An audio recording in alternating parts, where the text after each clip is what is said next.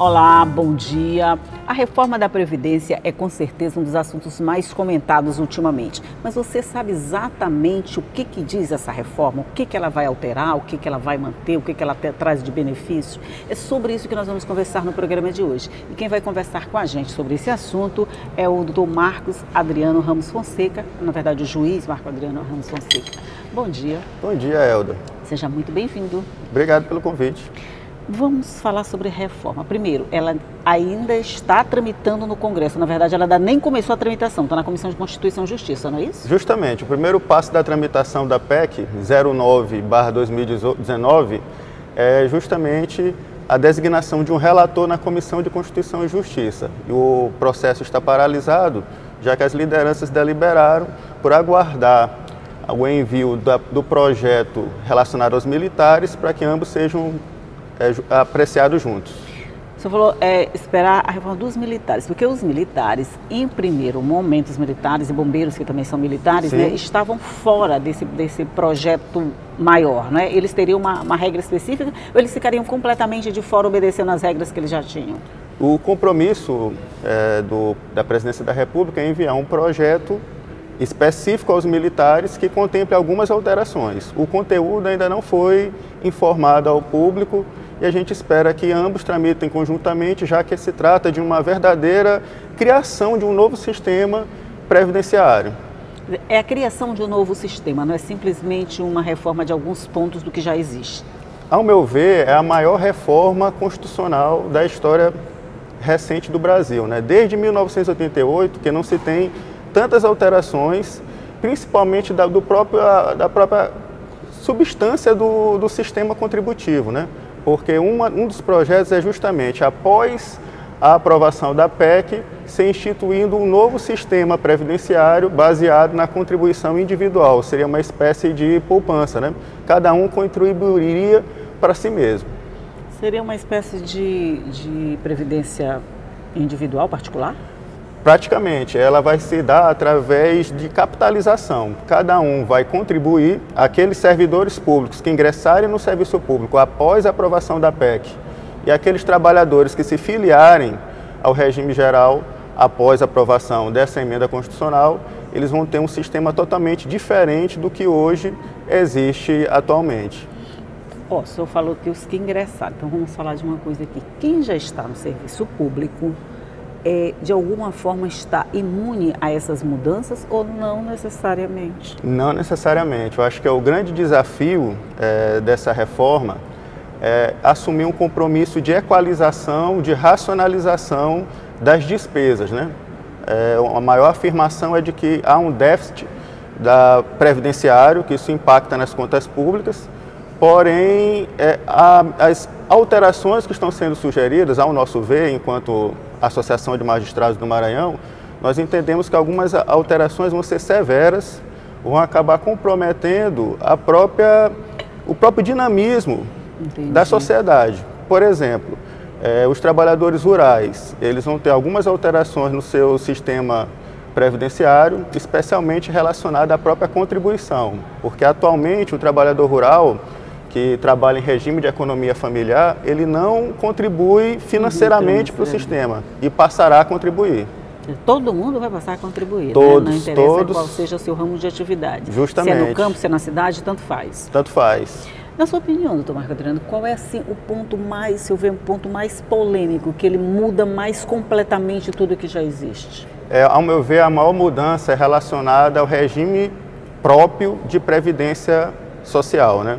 É o caso dos servidores públicos. O maior impacto vai ser relacionado aos servidores. Um exemplo, a questão da idade mínima. Atualmente, a idade mínima para os homens é 60 anos, para as mulheres 55. Para os professores, há uma redução de 5 anos e os policiais também. Pelo projeto, a idade mínima vai passar 65 anos para o homem e 62 para a mulher. A professora, que aposentaria com 55 ou 50, vai se aposentar com 60. Então, o maior impacto vai ser para essas categorias específicas de servidores públicos, especialmente para as mulheres, que vão passar a contribuir por um período maior para que possam obter o benefício previdenciário. Quer dizer, para a mulher a situação está um pouquinho mais complicada. Com certeza. Isso aí está gerando justamente um debate que eu acredito que a sociedade tem que se interessar por esse tema, porque o impacto é imediato a partir da aprovação da PEC e também vai ter efeitos futuros, porque essa idade mínima foi estabelecido um critério de aumento progressivo da idade mínima de acordo com o aumento da expectativa de vida. Ah, meu Deus do céu. Então, o que me preocupa é porque, atualmente, a expectativa de vida do brasileiro já é 75 anos, segundo o IBGE. E a PEC está trabalhando com uma expectativa de 65 até 2022. Então, quando chegarmos em 2022, a expectativa de vida vai ser maior. Que o pessoal está vivendo mais. Então, vamos aumentar essa idade e deixar esse pessoal trabalhando. Quer dizer, à medida que aumenta a qualidade de vida, com isso, a expectativa de vida também vai aumentar a idade mínima para essa aposentadoria. Justamente. Então, vai acabar que o trabalhador, que hoje tem uma segurança jurídica de saber qual o tempo de contribuição e a idade mínima para se aposentar, ele vai acabar entrando numa ciranda sem ter a plena convicção de qual idade ele vai ser permitido o benefício. É verdade, gente. Depois disso, então, a gente não vai ter a sensação, a segurança, vamos dizer, Justamente. de ter uma idade pré-determinada para aposentadoria. Porque se a expectativa de vida aumentar assim a cada 5 anos, vamos dizer assim, a cada 5 anos muda também a idade de aposentadoria. E Justamente. Aí a gente fica. Justamente. A proposta de emenda também tem uma peculiaridade que é justamente tirar do texto constitucional todas as normas gerais sobre previdência social. O que isso significa?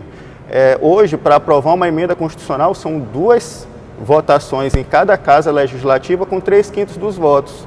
Você vai permitir a alteração previdenciária a partir da PEC através de lei complementar, que tem um trâmite muito mais simplificado do que uma emenda. Claro. Então, isso, ao mesmo tempo que o mercado está exigindo essa alteração para dar uma confiabilidade maior às contas públicas e ao próprio Brasil no cenário nacional e internacional, isso vai criar para aqueles que contribuem, que é justamente o povo, o trabalhador, vai criar uma insegurança. Então, a que preço isso? Então, é algo que preocupa a todas as categorias públicas, até porque vai se tornar desinteressante ser servidor público. Porque hoje o servidor, a maior garantia que ele tem é justamente a estabilidade, a certeza de ter um benefício previdenciário ao final de um período de contribuição e, de certa forma, isso vai se tornar desinteressante. Pois é, está mudando muita coisa para o servidor público, só fugindo um pouquinho desse assunto, além da previdência, também a estabilidade no emprego, porque agora mudaram as regras de demissão de um funcionário público, é bem mais fácil, né? Sim, isso já vinha numa emenda constitucional anterior, mas foi aprovada a legislação que permite uma espécie de avaliação periódica. E o servidor, mesmo estável, ele está sujeito a perder o cargo caso não cumpra algumas metas traçadas pela legislação vigente. Então, essa estável está assim, essa estabilidade está meio aspas, entre aspas, né? Com né? certeza. Ela já não está tão há uma flexibilização, não é uma estabilidade, né? Tão estável, não, né? Justamente, há uma flexibilização que, de certa forma, enfraquece o serviço público. Tem uma regrinha de transição, tem um período de transição. Por exemplo, eu sou funcionária pública, já estou lá há muito tempo, estou perto de me aposentar. O que muda para mim?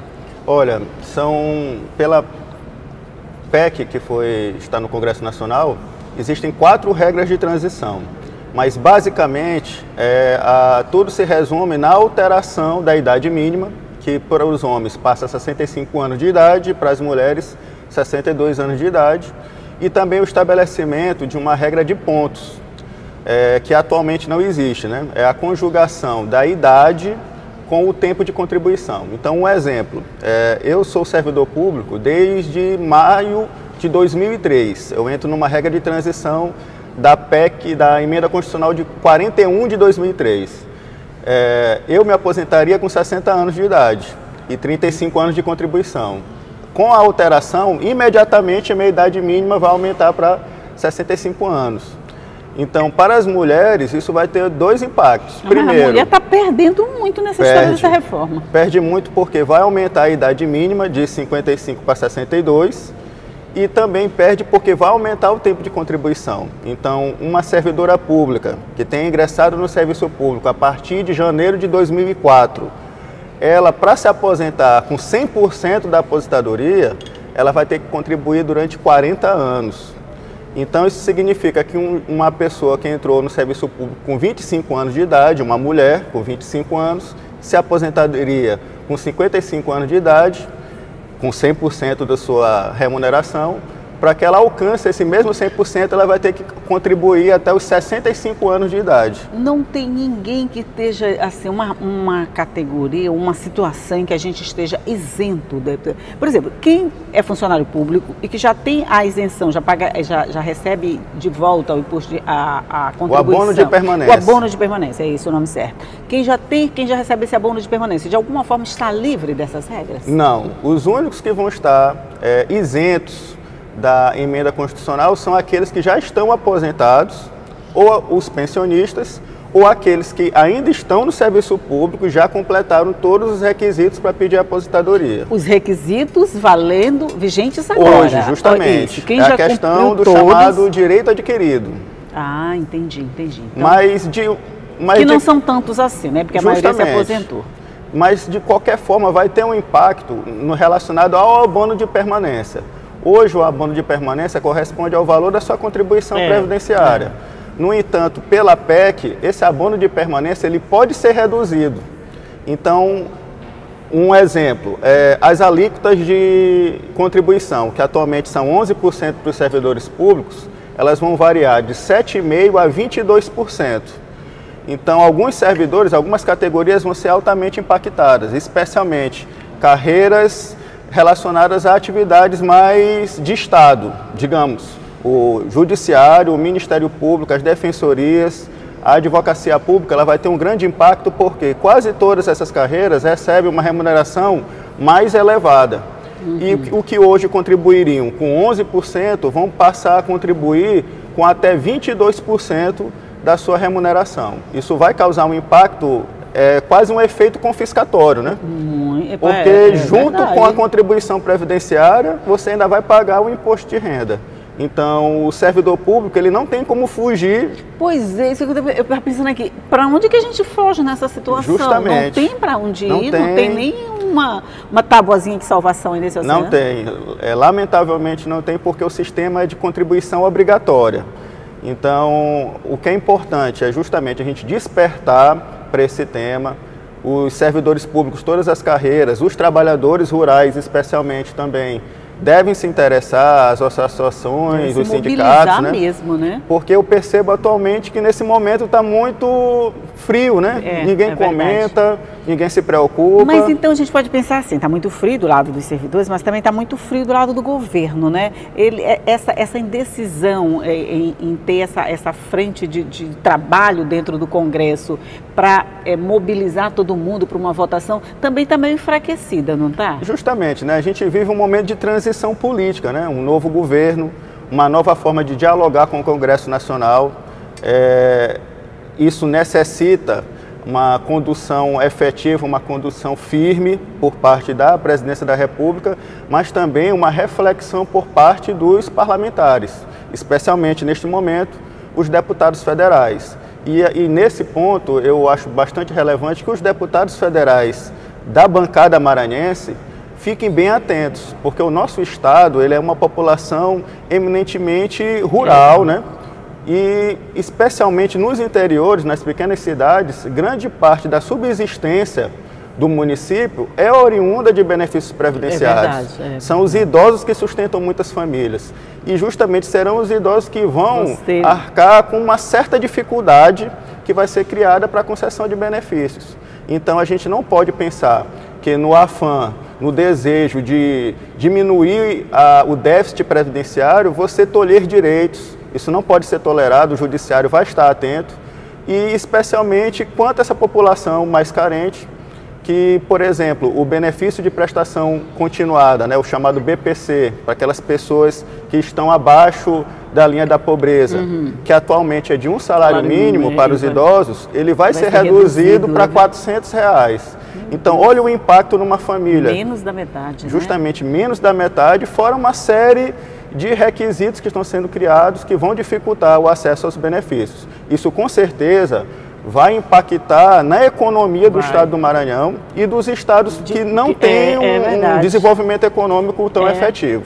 Aí o senhor disse, o judiciário tem que estar atento, sim. O judiciário tem que ficar atento, a população tem que ficar atenta, tem que pressionar seus parlamentares.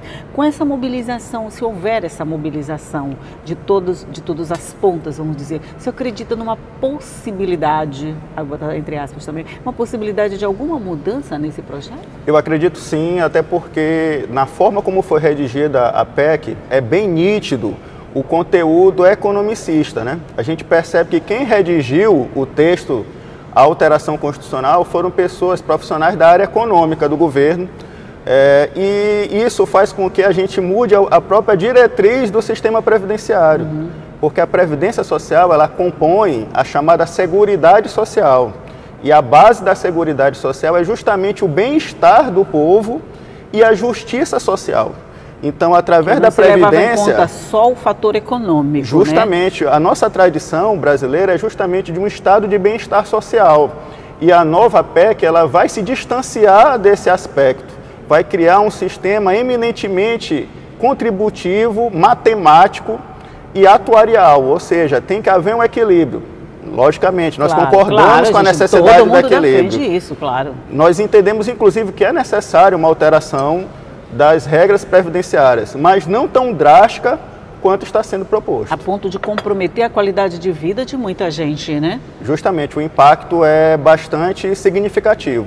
Por exemplo, no Maranhão, nós temos, as estatísticas aí comprovam que grande parte da população, ela sobrevive justamente de benefícios sociais e benefícios previdenciários.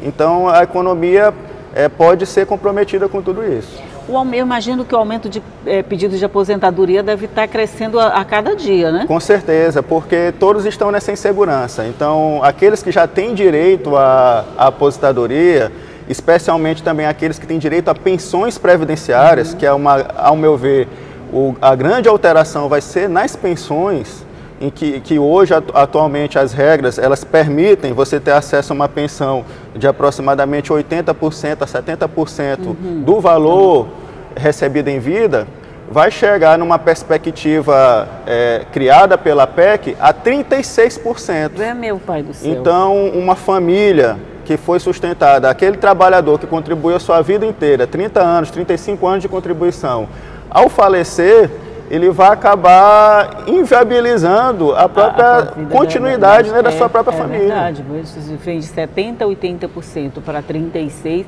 menos da metade, mais uma vez, né? Porque o valor máximo vai ser 60% para as pensões previdenciárias.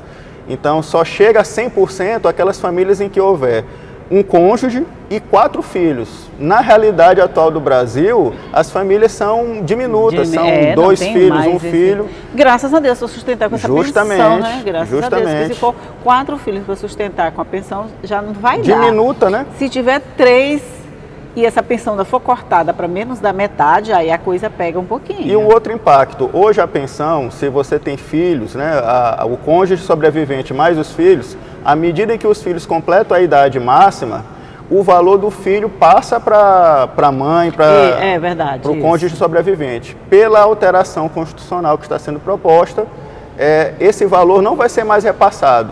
Então, à medida em que os filhos completam 21 anos ou 18, extingue o percentual correspondente àquele filho. Então, a mulher, que geralmente é a mulher que é a pensionista, né?